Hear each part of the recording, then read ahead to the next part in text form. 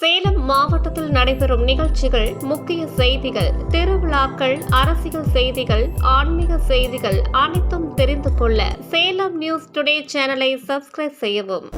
மாண்புமிகு தமிழ்நாடு முதலமைச்சர் போற்றுதலுக்குரிய கழகத் தலைவர் அவர்கள் ஓரணியில் தமிழ்நாடு என்கிற முழக்கத்தை தொடங்கி வைத்துள்ளார்கள்.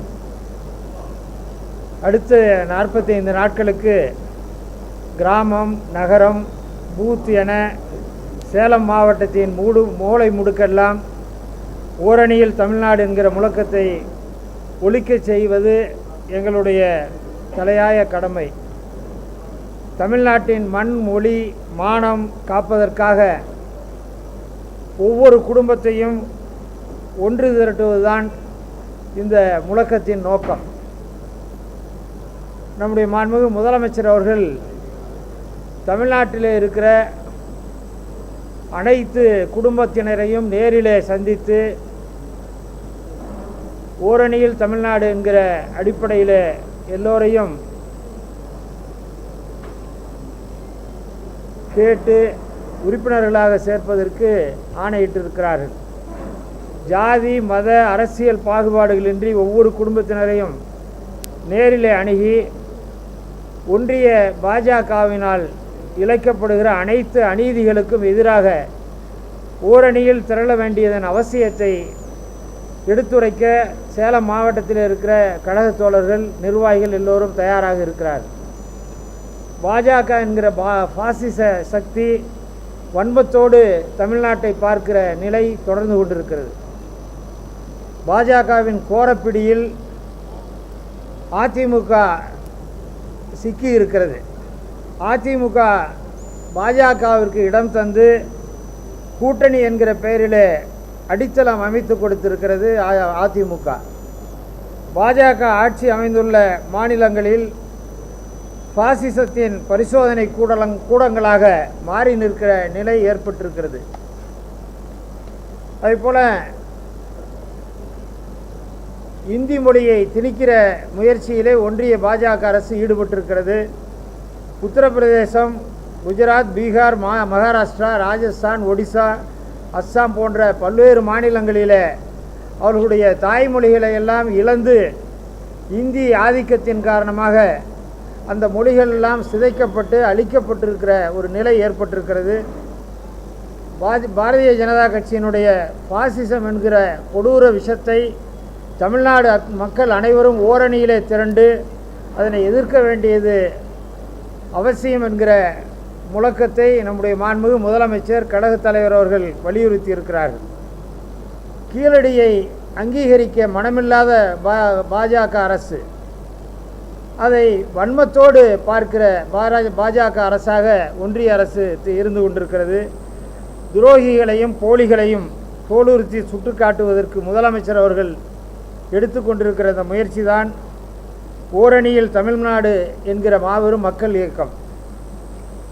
அதேபோல் விருப்பம் உள்ள குடும்பத்தினரை திமுகவிலே உறுப்பினராக்குவது, சேலம் மாவட்டத்திலே உள்ள அனைத்து கிராமங்கள், பேரூராட்சிகள், நகராட்சிகள், மாநகராட்சி என அனைத்து பகுதிகளிலும் அனைத்து குடும்பத்தினரையும் ஓரணியில் தமிழ்நாடு என்கிற ஒரே குடையின் கீழ் கொண்டு வருவதற்கான, ஒருங்கிணைப்பதற்கான அந்த முக்கிய பணியினை கழகத் தோழர்களும் நிர்வாகிகளும் அந்த பணியினை மேற்கொள்ள இருக்கிறார்கள்.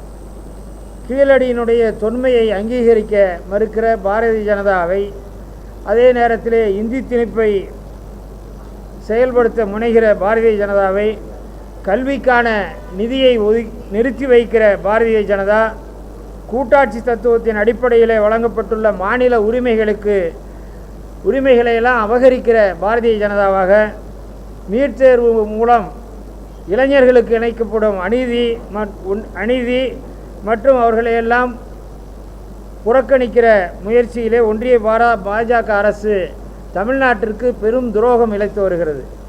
அது மட்டுமல்ல, மக்கள் தொகை அடிப்படையிலான தொகுதி மறுசீரமைப்பு அரசியல் பிரதிநிதித்துவத்திற்கு ஆபத்து என்கிற நிலை ஏற்பட்டிருக்கிறது. நாடாளுமன்றத்திலே தமிழ்நாட்டினுடைய மக்கள் பிரதிநிதித்துவத்தை குறைக்கிற குரல் வலையை நசுக்குகிற முயற்சியில் பாரதிய ஜனதா ஈடுபட்டிருக்கிறது. ஒவ்வொரு முறை தமிழ்நாட்டை இருள் சூழும் போதெல்லாம் தமிழ்நாட்டு மக்கள் ஒன்றிணைந்து இந்த இருளை அகற்றி ஒளியை மீட்டெடுக்கிற பணியில் ஈடுபட்டு வெற்றி கண்டுள்ளார்கள். அச்சுறுத்தல் ஒடுக்குமுறையை எதிர்த்து கிளர்ந்துழுவோம் என கழகத் தோழர்களும் நிர்வாகிகளும் உறுதியேற்றிருக்கிறார்கள். நம்முடைய சேலம் மாவட்டத்தில் மீண்டும் ஒரு முறை மண் மொழி மானம் காக்க ஒன்று கூடுவதற்கு தமிழ்நாடு தயாராகி இருக்கிறது. அந்த வழியிலே சேலம் மாவட்டத்தில் இருக்கிற மக்களும் இணைந்து கழகத்தோடு இணைந்து குரல் கொடுப்பார்கள் என்கிற மாபெரும் நம்பிக்கை எங்களுக்கு இருக்கிறது. திராவிட முன்னேற்றக் கழகத்தில் இருந்த முன்னோடிகளின் போராட்டமும் தியாகமும் நமக்கான வாழ்வாதாரத்திற்கானது மட்டுமல்ல, சுயமரியாதையோடும் கண்ணியத்தோடும் நாம் வாழ வேண்டும் என்பதற்காகவும், அதே நேரத்தில் இப்போது இருக்கிற பொறுப்பு தற்போது இளைஞர்கள் மத்தியிலே அவர்களுடைய கையில் இருக்கிறது. இந்த போராட்டம் ஓரணியில் தமிழ்நாடு என்கிற முழக்கம் நம்முடைய எதிர்காலத்தில் இருக்கிற சந்ததிகளுக்காகவும் குழந்தைகளுக்காகவும் எதிர்கால தலைமுறையினருக்கானதாகவும் அமைந்திருக்கிறது. மாண்புமிகு முதலமைச்சர் அவர்கள் மேற்கொண்டுள்ள முன்னெடுப்பிற்கு வலு சேர்க்கும் வகையில் எங்களது மாவட்டத்தில் நாளைய தினம் நாடாளுமன்ற உறுப்பினர்கள், நம்முடைய மாவட்ட கழக செயலாளர்கள் அண்ணன் SR சிவலிங்கம் அவர்களும் அருமை சகோதரர் TM செல்வகணபதி அவர்களும் அதிலே முனைப்போடு செயல்பட இருக்கிறார்கள். அவர்களோடு கட்சி நிர்வாகிகள், சார்பணியினர் எல்லோரும் இணைந்து அதில் தீவிரமாக ஈடுபட இருக்கிறார்கள். எனவே அதை தொடர்ந்து பொதுக்கூட்டமும் நடைபெற இருக்கிறது. ஊர்வலம் பொதுக்கூட்டம் என்று அந்த முயற்சியையும் எடுத்திருக்கிறோம். ஜூலை 3ஆம் தேதி சேலம் மாவட்டத்திலே உள்ள அனைத்து வாக்குச்சாவடிகளிலும் வீடு வீடாக சென்று பரப்புரை மேற்கொள்ள முடிவு எடுத்திருக்கிறோம். கழகத்தின் அனைத்து நிர்வாகிகளும் வாக்குச்சாவடியில் உள்ள ஒவ்வொரு வீட்டிற்கும் நேரடியாக சென்று ஓரணியில் தமிழ்நாடு என்கிற அந்த முழக்கத்திலே இணைய வேண்டியதன் அவசியத்தை எடுத்துரைக்க இருக்கிறார்கள். இந்த முன்னெடுப்பின் முக்கிய அம்சமாக கட்சியின் பூத் டிஜிட்டல் ஏஜென்ட் செயல்படுவார்கள். இந்த பரப்புரை முழக்கத்தை பிரத்யேகமான செயலியை கையாளும் திறன் கொண்டவர்கள் அந்த பூத் டிஜிட்டல் ஏஜென்ட்ஸ் அவர்கள் சிறப்பாக செயல்பட இருக்கிறார்கள். அதே நேரத்தில் பாக முகவர்கள், பூத் டிஜிட்டல் முகவர்கள், அதேபோல் பாகத்தில் இருக்கிற உறுப்பினர்கள் எல்லோரும் இந்த பரப்புரையை முன்னெடுத்து செல்வதற்கு ஆயத்தமாக இருக்கிறார்கள். அதிலே தீவிரமாக ஈடுபட இருக்கிறார்கள். நம்முடைய கழகத்திலே இருக்கிற தோழர்கள் எல்லாம் கனிவோடு பொதுமக்களை சந்தித்து எடுத்துரைக்கும் ஆற்றல் பெற்றவர்களாகவும் இருக்கிறார்கள். வீடு வீடாக மேற்கொள்ளும் இந்த பரப்புரை ஆகஸ்ட் மாதத்தின் மத்தியிலே நிறைவு பெற இருக்கிறது.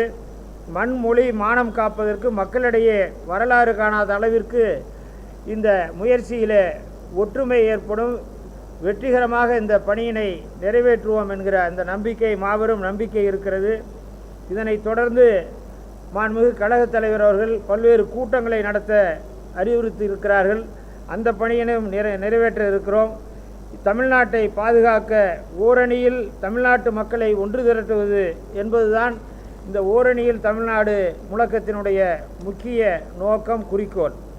இந்த பரப்புரை இயக்கத்தின் மூலம் எதிர்க்கட்சிகளைச் சேர்ந்த குடும்பத்தினரையும் அதே நேரத்தில் அனைத்து குடும்பத்தினரையுமே சந்திக்கிற 100% மக்களை சந்திக்கிற அந்த முயற்சியிலே இந்த தமிழ்நாடு ஓரணியிலே திரள வேண்டிய அவசியத்தை நாங்கள் எடுத்து மக்களிடத்திலே கொண்டு செல்வோம் என்ற அந்த முயற்சியில் ஈடுபட்டிருக்கிறோம்.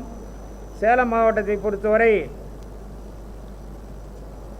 மாவட்டத்தில் இருக்கிற 11 சட்டமன்ற தொகுதிகளிலும் சுமார் 40% அளவிற்கு உறுப்பினர்களை சேர்க்கிற அந்த முயற்சியில் ஈடுபட்டிருக்கிறோம்.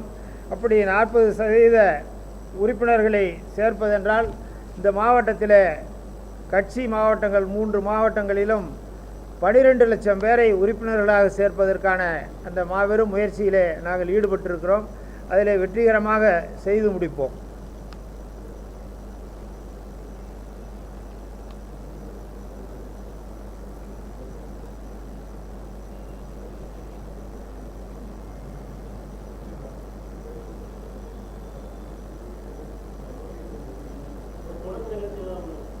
என்னங்க சார்?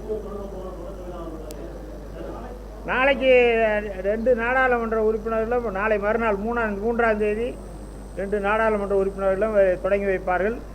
சேலம் மத்திய மாவட்டத்தில் இருக்கிற தொகுதி பார்வையாளர்கள், அதே நேரத்தில் மாவட்ட கழக நிர்வாகிகள், முன்னோடிகள், அணியில் சார்பணியில் இருக்கிற நிர்வாகிகள், கழக நிர்வாகிகள் எல்லோரும் இணைந்து அதில் ஈடுபட இருக்கிறார்கள் 3ஆம் தேதி.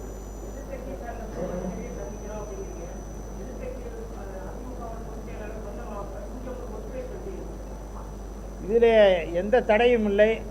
எல்லோரையும் நேரில் அணுகி எங்கள் இயக்கத்திலே உறுப்பினராகுங்கள் என்று அவர்களிடத்தில் கேட்டுக்கொள்வோம். அதன் அடிப்படையில் அவர்களுடைய விருப்பத்தை பொறுத்து இருக்கிறது. நாங்கள் அந்த முயற்சியிலே முழுமையாக ஈடுபடுவோம்.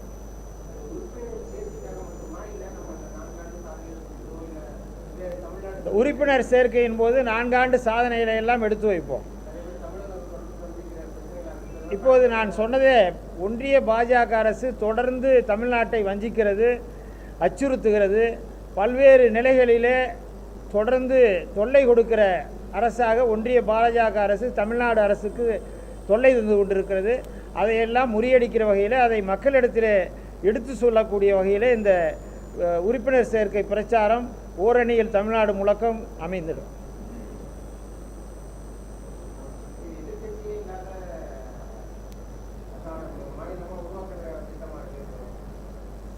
ஜனநாயக அடிப்படையில் நாங்கள் மாபெரும் ஜனநாயக இயக்கம் திமுக. நாங்கள் பெருமுயற்சி எடுக்கிறோம்.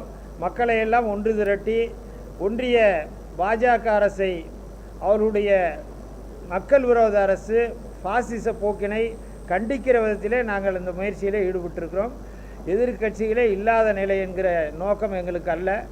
எனவே நாங்கள் கண்ணியத்தோடு, கட்டுப்பாட்டோடு, கடமை உணர்வோடு இந்த பணியினை நிறைவேற்றுவோம்.